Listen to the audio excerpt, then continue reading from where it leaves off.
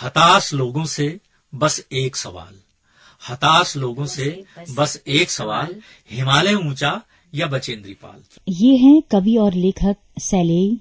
सरदार भगत सिंह स्नातकोत्तर महाविद्यालय रुद्रपुर में हिंदी विभाग में विभागाध्यक्ष हैं। कई सारे पुरस्कारों से सम्मानित हो चुके हैं। जनपक्षधर कवि और लेखक के तौर पर जाने जाते हैं और आज उनसे बात करेंगे कार्यक्रम कविता संसार में। नमस्कार दोस्तों, दूरस्थ एवं मुक्त शिक्षा और संस्कृति की आवाज, ये है उत्तराखंड मुक्त विश्वविद्यालय का community radio hello Haldwani 91.2 megahertz की तरंगों पर आप इस रेडियो को सुन पा रहे हैं। कविता संसार कार्यक्रम लेकर आपके सामने हाजिर हैं। हमारे साथ एक बहुत ही महत्वपूर्ण शख्सियत आज मौजूद हैं, एक बेहतरीन कवि और लेखक। सैलेई जी, आपका बहुत बहुत स्वागत है हमारे इस कार्यक्रम में। धन्यवाद। सैलेई जी, हमारा जो कविता संसार कार्यक्रम है, हम उसमें कविताएं भी पढ़ते हैं लेकिन कविता पर चर्चा भी करते हैं।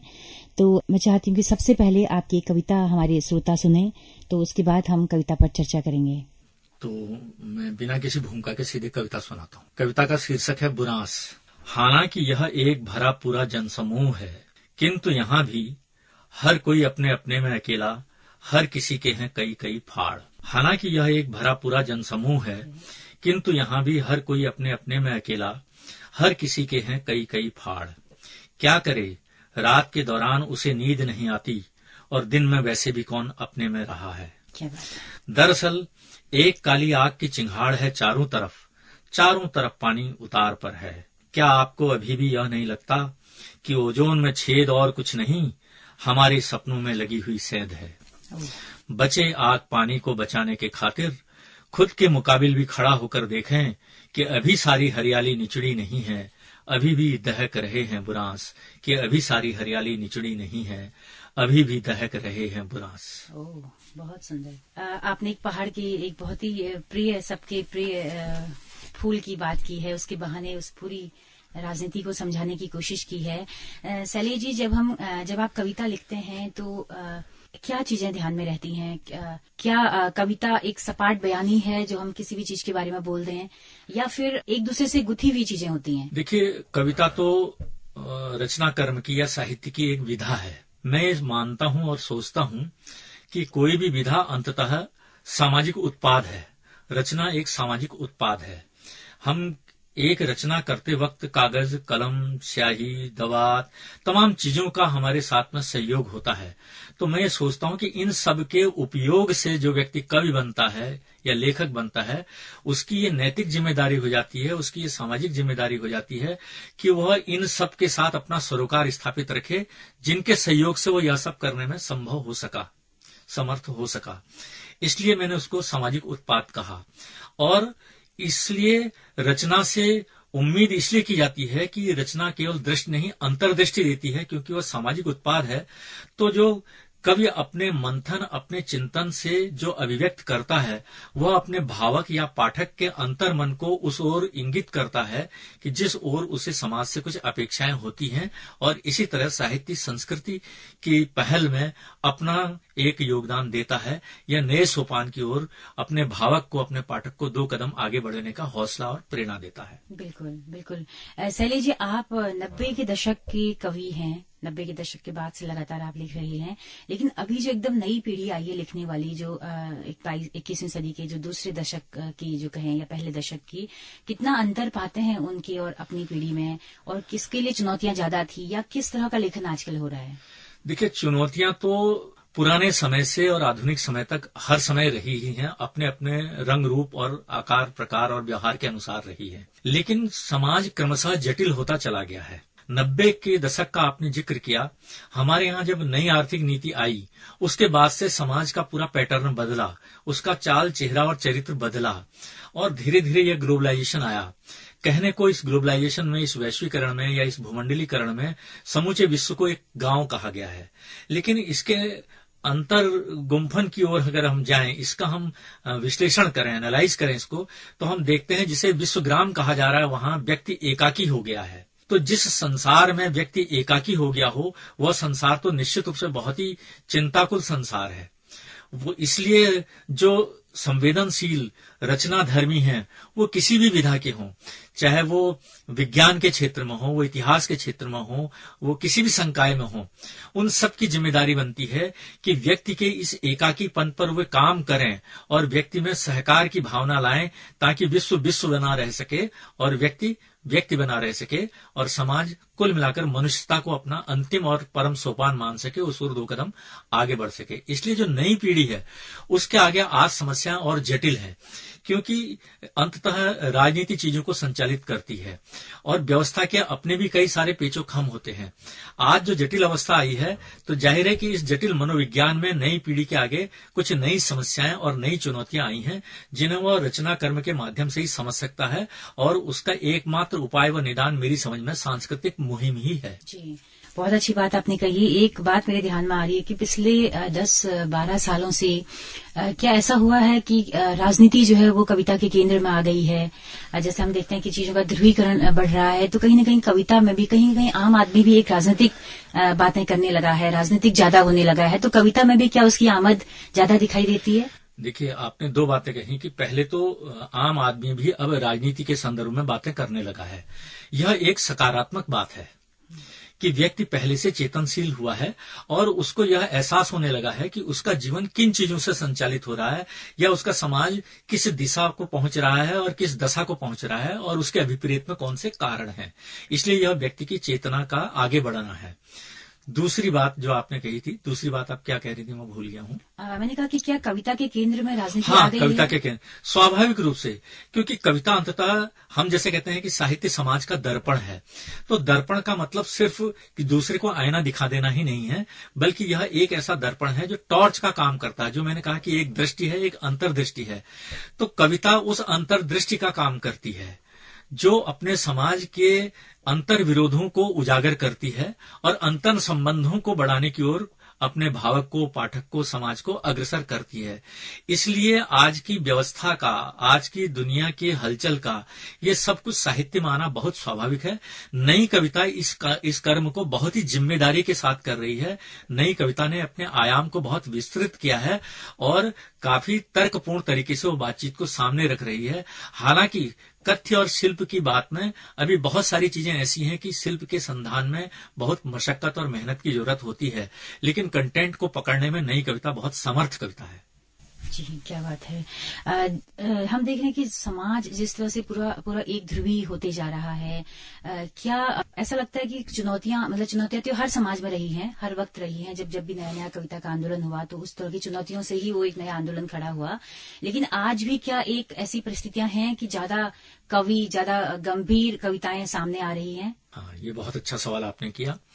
देखिए, 2 चीजें हैं इसमें। 2 चीजें इस प्रकार से हैं कि एक तो यह है कि रचना कर्म से हमको भी एक सुख मिलता है जो रचनाकार होने का सुख होता है, और यह सुख कभी कभी आत्ममुग्धता की ओर ले जाता है, तो व्यक्ति अपने में एक विशेषता बोध से भर जाता है। एक दूसरी बात यह है कि कविता का संसार फैल रहा है या रचना का संसार फैल रहा है, या आपका पाठक वर्ग, आपका समाज आपको भी अब पहचान रहा है। इस पहचान में आपके आगे कई सारी चुनौतियां आती हैं। चुनौतियों से यह तय हो जाता है कि आप क्या वाकई में जनता के लेखक हैं या फिर कविता की कीमियागिरी कर रहे हैं। जी। तो यदि आप केवल कविता कर रहे हैं, केवल कहानी कर रहे हैं, केवल लेखन कर रहे हैं, तो यह आप तक सीमित है। इसीलिए कलावाद और जनवाद की बहस भी परस्पर चलती है, और मैं जन पक्षधर रचना कर्म का साथी हूँ, उसका पक्षधर हूँ।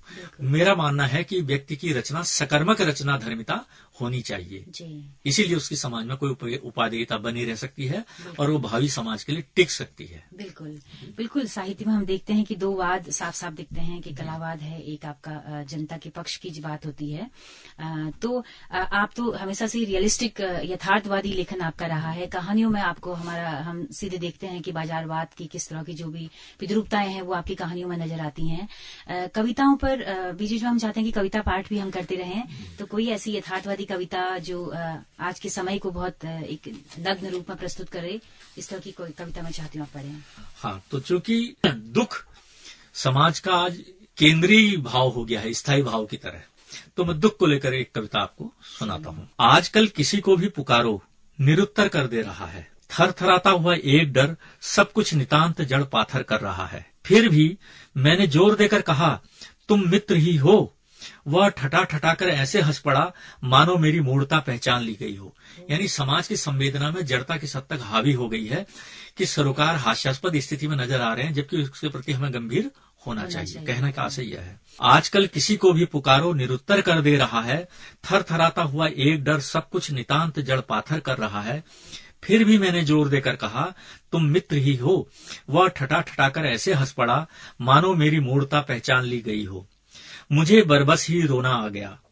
तभी जाने क्या हुआ, वह तपाक से मुझसे अप्रत्याशित चिपट गया, भावुक, जैसे बरसों से उसे भी किसी ऐसे ही क्षण की तलाश थी। दुख किस तरह कभी कभी हमें कितना सगा बना देते हैं, इसे दुनिया का कोई सुख नहीं समझ सकता। दुख किस तरह कभी कभी हमें कितना सगा बना देते हैं, इसे दुनिया का कोई सुख नहीं समझ सकता। बिल्कुल, बहुत शानदार बात आपने कही कि सगेपन की जो बात है कि साझे दुख हैं तो लड़ाइयां भी साझी होनी चाहिए। लड़ाइयां भी साझी होनी चाहिए। बिल्कुल, तो बहुत अच्छी कविता आपने पढ़ी है। हम चाहते हैं कि कोई और कविता भी आप हमारे श्रोताओं के सामने लाएं। आपने सामाजिक संदर्भ की बात की है, तो मैं यही सामाजिक राजनीतिक संदर्भ से जुड़ी एक कविता आपको सुनाता हूँ। धुंध। धुंध इतनी गहरी है कि यह रास्ता ठीक ठीक कहाँ पहुंचाएगा, यह अंदाज बड़ा मुश्किल हो रहा है। धुंध इतनी गहरी है कि यह रास्ता ठीक ठीक कहाँ पहुंचाएगा, यह अंदाज बड़ा मुश्किल हो रहा है।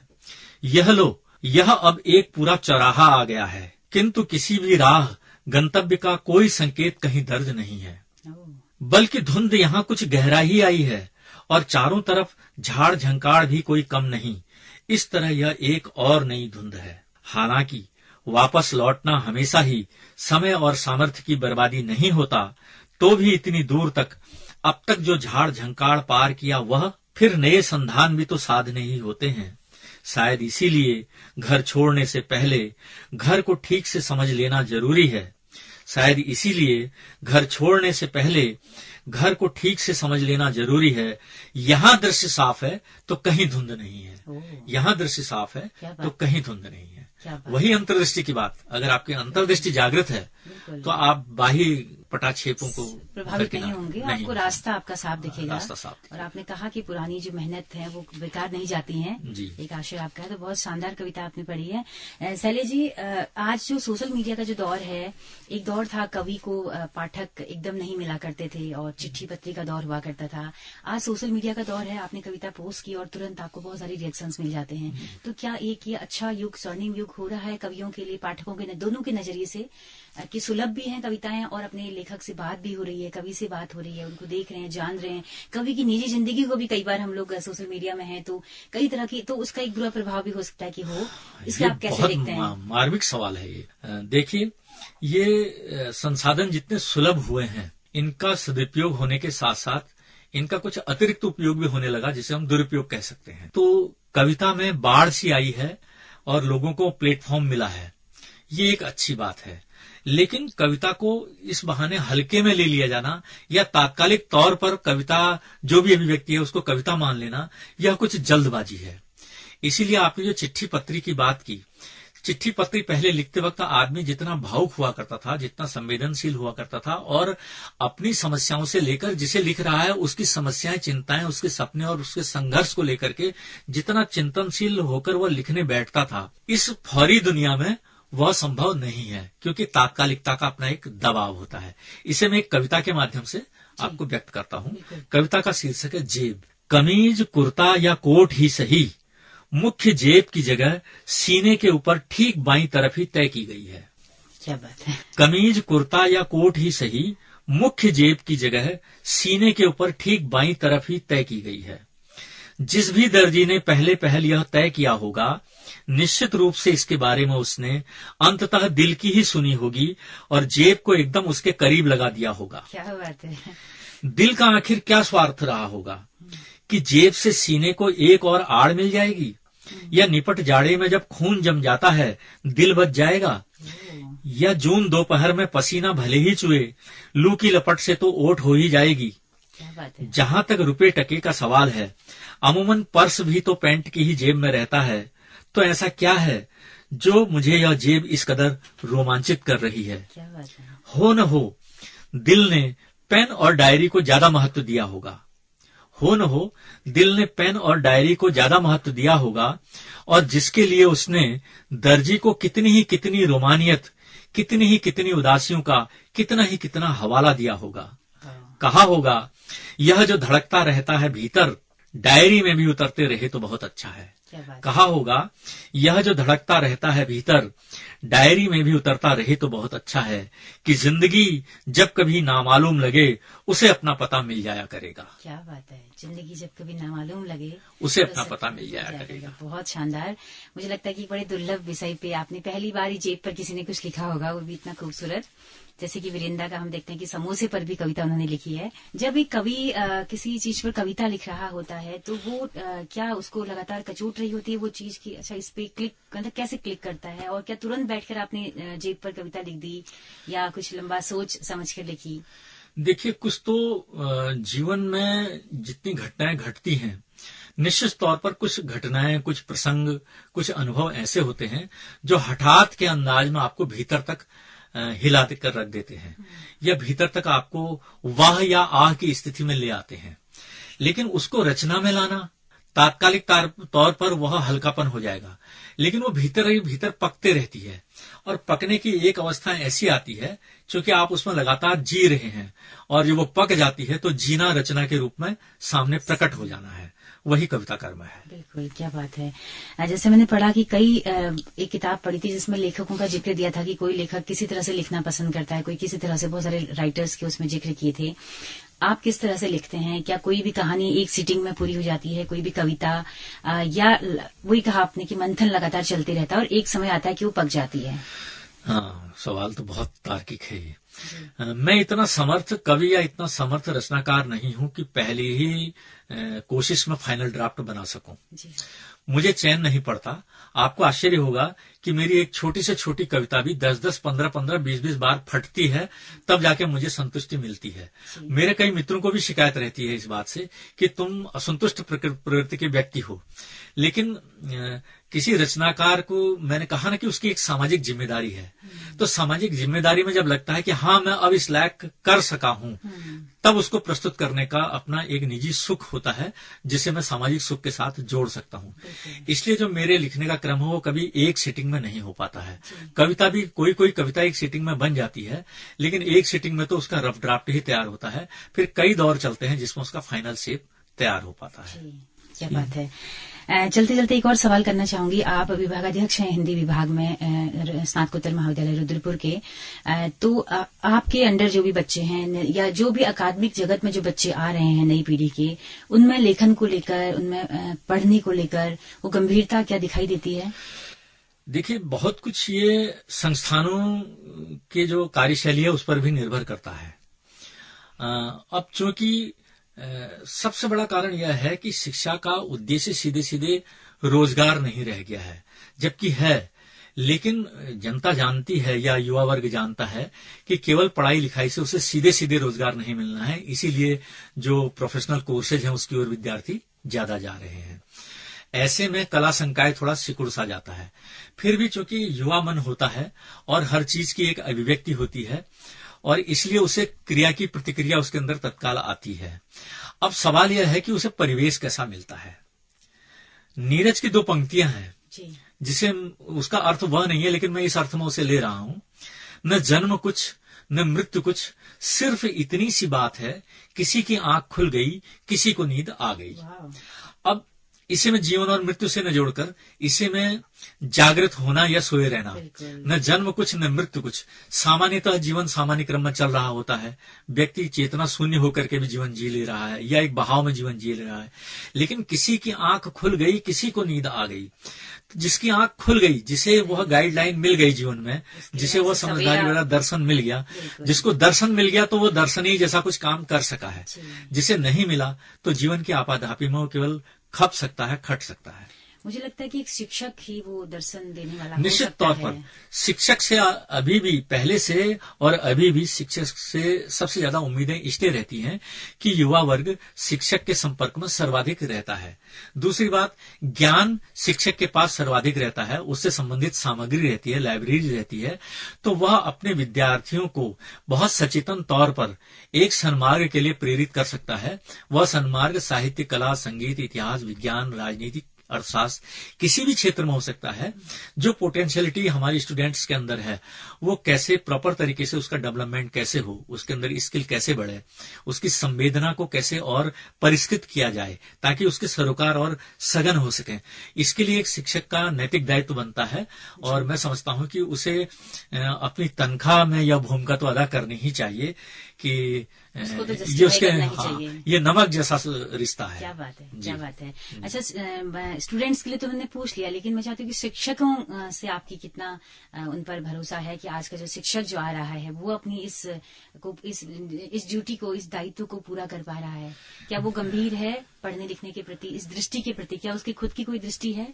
देखिए, समाज में शिक्षक भी इसी समाज का एक आबो हवा में बहता हुआ व्यक्ति है। तो वही बात है कि जो सचेतन तौर पर शिक्षा व्यवसाय में आया है वह निश्चित रूप से अपने कार्यभारों को बेहतर तरीके से संपादित करता है। जो केवल डिग्री लेकर के और नौकरी के लिए आया है वह मात्र तनखैया समाज का हिस्सा है।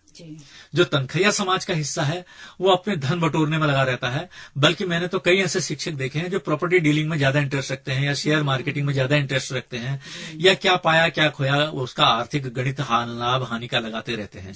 लेकिन इसी के बीच कुछ ऐसे शिक्षक भी हैं जो अपने इन जिम्मेदारियों को समझते हैं, इन सरोकारों को समझते हैं और अपने विद्यार्थियों से उनके संबंध उसी प्रकार बनते हैं कि वो एक नए आने वाले समाज में कुछ न कुछ अपनी भूमिका का निर्वहन कर सकें। 2-4 विद्यार्थी भी अगर आगे बढ़ सके तो उन्हें लगता है कि उनका शिक्षक होना कुछ उपादेय रहा, कुछ लाभकारी रहा और उन्हें उसमें निजी संतुष्टि तो मिलती है। यही सामाजिक कर्म भी है। बिल्कुल बिल्कुल। शैलेश जी, हिंदी जगत में जो नए नए शोध हो रहे हैं, जैसे आपने भी कई सारे स्कॉलर्स आपके अंडर रिसर्च कर रहे होंगे, कुछ नए क्या विषय कुछ आए हैं उभर के? जैसे कई बार तो पुराने लेखकों पर ही किया जाता है, इस बीच कोई नई रिसर्च हुई हो, कोई बेहतर जो आपको लगी हो? देखिए, हिंदी में एक तो समस्या यह है कि मैं जहां पढ़ाता हूं वो इतना आधुनिक तौर पर उस तरह से विकसित महाविद्यालय नहीं है कि जहां विचार विमर्श की सघनता हो, है ना।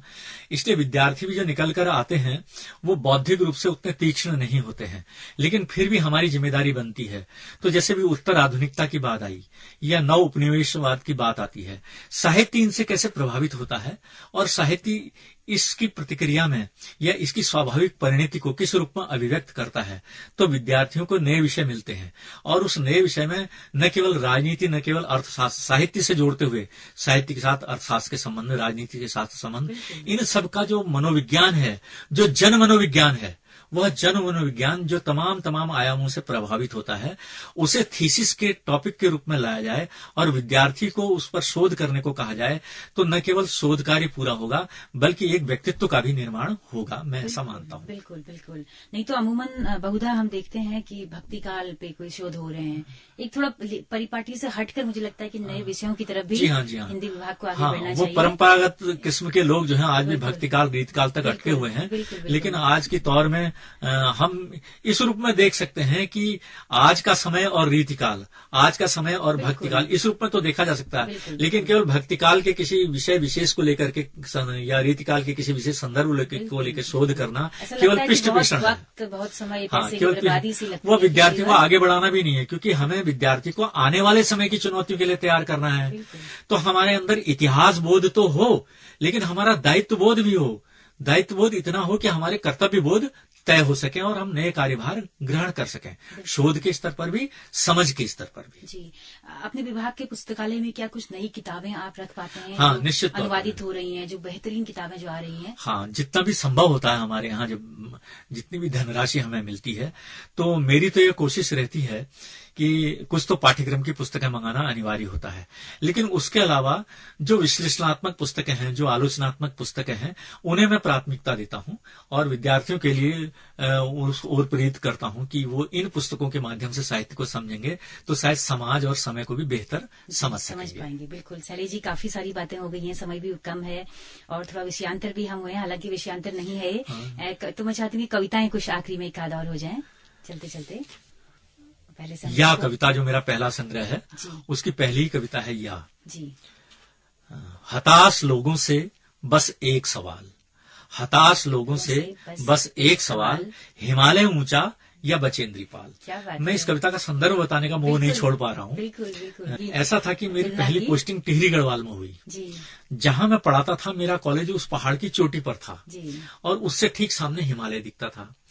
एक एनएसएस की व्यवस्था कॉलेज में होता है कार्यक्रम, मैं उसमें भी शामिल था। तो हम बहुत नीचे गधेरू में जो गांव होते हैं वहां एनएसएस का काम करते थे और मैंने कुछ ऐसे जो गधेरे पार की जो लड़कियां थी जो कॉलेज कभी नहीं आई थी इंटरमीडिएट के बाद, उनको प्रेरित किया, अभिभावकों से बात करके उन्हें मैं अपने कॉलेज तक लाया और एडमिशन कराया। अब वो फिर भी हताश रहते थे क्योंकि आगे पढ़ने का माहौल नहीं था। तो मैं कोशिश ये करता था कि साहित्य में जो कुछ भी मैं पढ़ाऊं उसे प्रकृति से जोड़ करके उसके जो प्रकृति के साथ अंतर संबंध हैं और जीवन और समाज के साथ जो अंतर विरोध हैं, उन दोनों को सामने रखकर विद्यार्थियों से मैं बदकही के अंदाज में बातचीत करते हुए अपने विषय को संपन्न करता था। तो इसी में मैं उनको समझा रहा था कि गधेरे के पानी से कैसे तुम प्रेरणा ले सकते हो, पुल से कैसे प्रेरणा ले सकते हो, पेड़ों से कैसे प्रेरणा ले सकते हो। ये पढ़ाते पढ़ाते मेरी निगाह क्लास में, चूंकि मैं वो अपर स्टोरी में पढ़ा रहा था और दरवाजे के किनारे सामने हिमालय चमक रहा था, तो मैंने उन कन्याओं को कहा, मैंने कहा बेटियों देखो, जैसे सामने हिमालय है, ये सबसे ऊंचा है, लेकिन तुम्हारे बीच की ही उत्तरकाशी की बचेंद्री पाल थी जो इस चोटी को भी फतेह कर गई। और उनको मैं पढ़ाते पढ़ाते वो दो पंक्तियां कि हताश लोगों से बस एक सवाल, हिमालय ऊंचा या बचेंद्री पाल, एक स्पॉन्टेनियस जो ओवरफ्लो होता है, स्वतः स्फूर्त तरीके से मैंने ब्लैक बोर्ड पर लिख दिया। जब मैं उसको लिख चुका तब मेरी समझ में आया, मैंने उसे अपनी डायरी में भी अंकित कर लिया। बाद में वीरेंद्र डंगवाल जी और हम लोग चर्चा कर रहे थे तो उन्होंने कहा यार ये तो अद्भुत कविता है और इसी कविता से हम तुम्हारे संग्रह का शीर्षक भी रखेंगे। तो उन्होंने वो कविता प्रथम कविता के स्तर पर चयनित की और उसी के नाम पर उस कविता संग्रह का शीर्षक भी या रखा। क्या बात है, ये मतलब अपने आप में सब कुछ कह रहा है कि या ये हाँ, वो पक्षधरता थी जीवन की। आपको जीवन में एक पक्ष तो चुनना ही होता है। मेरे संग्रह के शीर्षक इसी तरह से हैं, तो जैसे दूसरा संग्रह है तो हम कोई भी काम करते हैं या बात करते हैं तो दूसरा संग्रह तो नाम से, हाँ, तो उसमें भी हम ये कहते हैं हाँ तो अब क्या करना है। सारी बातचीत के बाद हम तो पर आते हैं कि तो भाई, यानी आदमी को फैसला कौन होना चाहिए जीवन में। वीरेंद्र डंगवाल जी कहते थे कि लगातार हम कुछ नए शब्द नहीं ला पा रहे हैं साहित्य में, कुछ हमारी भाषाएं बदल नहीं रही। तो मुझे लगता है कि ये भी एक बहुत अच्छे प्रयोग है, कोशिश और तो जो है बिल्कुल, जैसे कि मुझे लगता है ये एक्टिविज्म भी है, जो एक लेखन में एक्टिविज्म की जो बात कर रहे हैं। बिल्कुल मुक्तिबोध लिखते हैं कि आज तुझको मैं सैर कराऊं घर में घुसकर, क्या लिखता है। तो ये सामने आप पढ़ा रहे हैं और एक जीवन दृश्य में आपने कविता लिख डाली, तो बहुत शानदार कविता है। एक आध और अगर चलते चलते आप बोलना चाहें, क्योंकि कवि भी कई बार कविता का मोह नहीं छोड़ पाते हैं, लेकिन आपकी कविताएं इतनी बेहतरीन है कि हम चाहते हैं कि हर कविता हमारे श्रोताओं तक पहुंचे। एक छोटी सी कविता और सुना देता हूँ मैं, दृष्टि जी। मैं सोचता हूं कि समाज को आगे बढ़ाने के लिए तमाम क्षेत्रों में तमाम तरीके से काम हो रहे हैं, लेकिन समाज की अपनी भी एक आंतरिक लय होती है। उस लयता के विधान को समझ करके, यानी कि प्रत्येक व्यक्ति की जीवन स्थितियों को समझ करके ही उसके साथ सहकार में बढ़ा जा सकता है। तो उस दृष्टि से यह कविता है। सरल हवा में ही ली जा सकती है सांस, सरल हवा में ही ली जा सकती है सांस, एक फूल सूख कर भी समूची धरती में बिखर जाना चाहता है। बच्चे की कुशलता के लिए एक माँ सर्जरी तक आ जाती है विहसती हुई। एक फूल सूख कर भी समूची धरती में बिखर जाना चाहता है। बच्चे की कुशलता के लिए एक माँ सर्जरी तक आ जाती है विहसती हुई। लू के बावजूद बंद नहीं हो जाती खिड़कियां, एक पानीदार पर्दा टांग दिया जाता है। दृश्य से महत्वपूर्ण है दृष्टि। एक नाक का बंद हो जाना, समूचे आदमी का दम घुट जाना कभी नहीं होता। एक नाक का बंद हो जाना, समूचे आदमी का दम घुट जाना कभी नहीं होता। बहुत शानदार, एक बहुत सुंदर संदेश आपने इसमें दिया है। और लगातार आपकी जो कविताएं हैं, आपका जो लेखन है, वो बार बार जनपक्षधरता की वकालत कर रहा है और बार बार दृष्टि की वकालत कर रहा है। और मुझे लगता है कि एक धारा का आप प्रतिनिधित्व करते हैं इस बहाने।